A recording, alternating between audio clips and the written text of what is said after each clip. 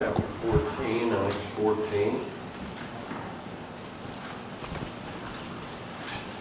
I'm sure you've noticed that on Wednesday night, we haven't been going through the book of Acts, and we're also there in our Sunday school right now, as we're looking at the New Testament teachings kind of chronologically.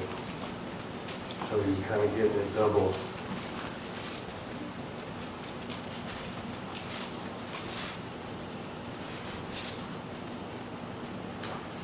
Work of the Lord takes on somewhat of a different shape depending on what part of the world and what part of time you consider. I was thinking how it's changed in our life in America. And when we were growing up, well, it was more common for families to go to church. Many families in our area that we grew up in went to church. That doesn't mean they were all saved, but I can't even think of a family that was around us growing up that didn't go to church on Sunday. Every single family went to church. The Sunday evening service was different down there, but things were quite different as far as family than they are today. If you go up and down the street in our area right now, I don't know what the percentage is, but many people do not attend church whatsoever. And the children and the young people that are growing up have no teaching, no training. That's right. So we watched it go from the way it was when I was growing up to where it is in a pretty short amount of time.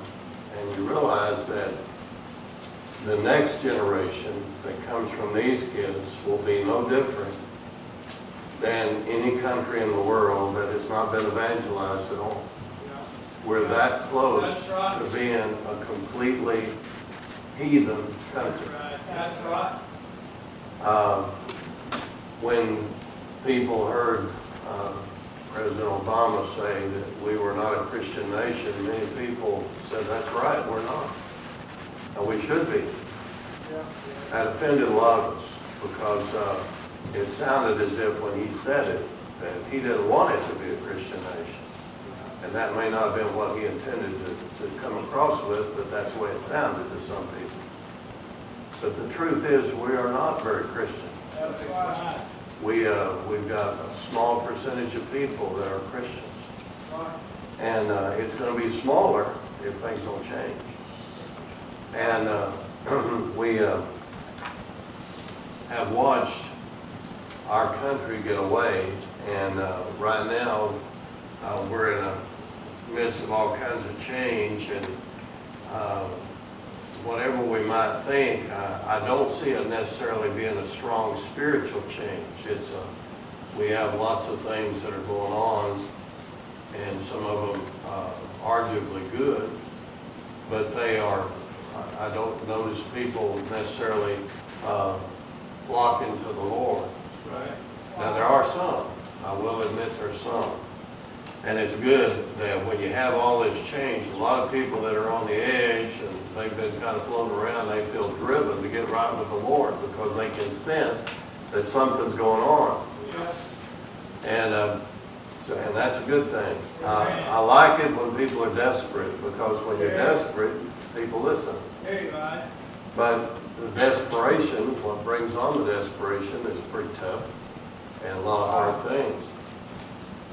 Realize that when the apostles were beginning their ministry, of course the church was young, there was a great emphasis, understandably, on evangelism. People weren't saved. Nobody knew. They knew very little. They had to start from scratch. explained who Jesus was, what Jesus had done. And even then, there was a division. It was like two camps. And you had some that received the message, and you had some that didn't. And you'd think, reading the Bible, that there were probably about half and half. That wasn't the way it was. It was a smaller, much smaller group that received the Lord than rejected the Lord. It was not an easy time to be a preacher or be a missionary. Right. And one thing about us in our country is even though there's some persecution is still pretty rare. Right. And y'all, this is something we don't think too much of, but comparatively, as American missionaries, when an American missionary goes out in another part of the world, because they are Americans, for a long time, they have been somewhat protected because of being Americans. That's right. More so than if you were from a lot of other countries. I'm not talking about protected by the Lord, I mean protected by just the world. They're kind of careful about what they do to Americans because we still are looked on with favor by some people. Now, I said all that because I want you to think about what kind of situation that the early apostles had. It was exciting. Paul obviously was very bold, and other apostles were very bold. But they were bold knowing that many people were going to hate them for what they said. It's different being bold when you know that you're going to have opposition, and that same opposition might cause you to be put to death. Yes. And live with that day in and day out while you're in the ministry. It's different having that kind of boldness than just being bold in a fairly friendly atmosphere. Yes. You know, honestly, in church, I think sometimes, you know, if we're backward and timid in church, what does that say about our behavior out in the world? Yeah. And goodness, America, again, we talk about all the violence and all the ugly things, but y'all still, this is a safer place to present the gospel than most places in the world. Right. And you go knocking doors, well, and there's many places where women are still knocking the doors and children are still knocking the doors. And boy, you do that, you wouldn't even think of that in many places in the world. Well, I want you to think about this tonight. It's a fairly pointed chapter and lesson, and it covers a very small area. It was in Paul's first missionary journey, and there weren't that many miles between these various places that are mentioned here in chapter 14. Realize that they've just been sent out, they've been ordained and sent out, and God began to use them, of course, right off. And if you were to look up those places, you would see that they're right there in Asia, and they're real close to each other. And so when Paul would move on, it's just like move about 10, 15 miles up the road and start again. And by the way, the reason he would move on in some cases is he has people trying to kill him. Now, most people, if you got somebody trying to kill you, you'd go more than 10 or 15 miles. And there's even some more things said tonight that I think will give you room for consideration. We'll look at it as we go. It came to pass in Iconium that they went both together into the synagogue of the Jews, that's Paul and Barnabas. And so spake, notice that, so spake that a great multitude, both of the Jews and also the Greeks, believed. So the way they spoke was persuasive, and it was with the power of God, of course. And they were very successful in reaching many people. But the unbelieving Jews stirred up the Gentiles. So you've got those that were getting saved, they believed, and then you have the others that were angry. And they made their minds evil affected against the brethren. They were enemies. They position themselves as enemies of God and enemies of God's work. Now, notice the next verse. Long time, therefore, abode they speaking boldly in the Lord. So they have people that hate them, and they're stirred up, and they're evil affected against them. But almost sounds, like a conflicting verse there. Long time, therefore, abode they speaking boldly in the Lord. So, though they had those enemies, they just stayed longer. It'd be like having a service and the devil fighting in the midst of a service, and preachers say, I believe I'll just preach a little longer.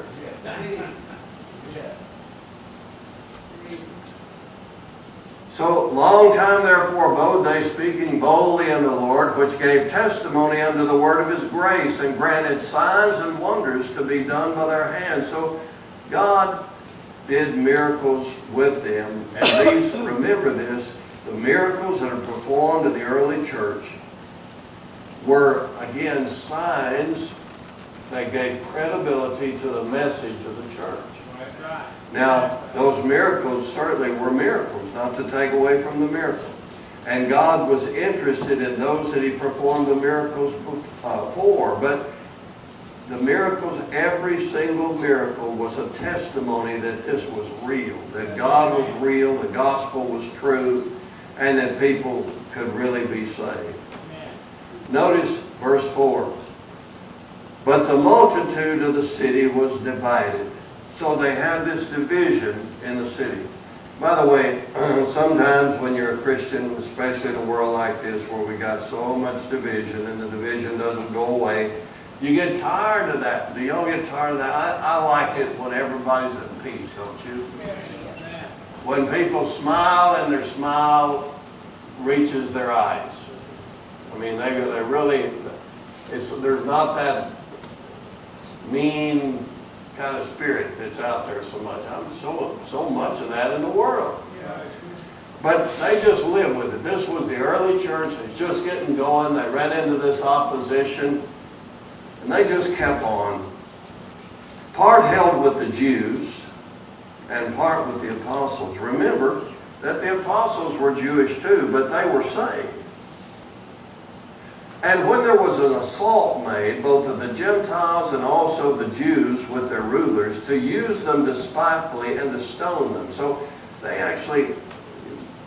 planned an attack. They were going to get them. Now, how far they went, we only can assume, but we know that shortly after this, Paul was stoned. But at this point, this assault, whatever it consisted of, it was just a minor thing, just to use them despitefully and stone them. I'm being facetious, minor. How many of y'all want somebody chucking rocks at you? We complain about our cars getting hailed on. Well, the car's better than your face. They were aware of it. And it sounds to me like most of this was a plot that they became aware of before it really came to fruition. They were aware of it and fled unto Lystra and Derbe, cities of Lycaonia, and unto the region that lieth round about. Now again, if you notice, that's just a short distance away if you look at your map. And if you were going to look at a map and follow it, it'd be the missionary journeys of Paul, and most of us have those in the back of our Bible. Notice they fled, but they just fled a little ways. And there they preached the gospel. So they just went on up the road and preached the gospel again. They weren't discouraged in the work of the Lord. But you know, there is such a thing as just being wise. I mean, if you know that you stay around there, that somebody's going to kill you, and you know that people don't want you there, maybe you ought to go up the road just a little ways and preach there. I mean, there was a time, I don't find that unspiritual. Y'all with me? I mean, Paul, he didn't call his security team and say, y'all follow me along here, and if somebody attacks, you just shoot.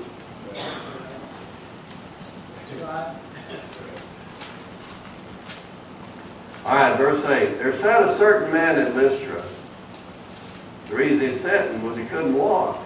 Impotent in his feet, which means he had no strength in his feet. Being a cripple from his mother's womb who never had walked. So this man had never walked, he just sat. The same heard Paul speak, who steadfastly beholding him, and perceiving that he had faith to be healed, said with a loud voice, stand upright on thy feet, and he leaped and walked. So Paul looked at him, and he perceived that that man was a man of faith in the Lord. And he addressed him, and he said, just stand up on your feet. And notice, he leaped and walked. Man. I love that when somebody's healed, there's not much doubt. If this guy leaps up in the air, something just happened. Now, he had never walked before. And so this would have been known all over. And now, obviously, the Lord had used Paul to heal him. Every time something like this happened, it just really fired up the opposition because they didn't know what to do with it. I mean, it's kind of like success in the world we live in today. It makes the opposition hate them that much more if they just fail. But when they succeed, you think, oh, man, I really hate you.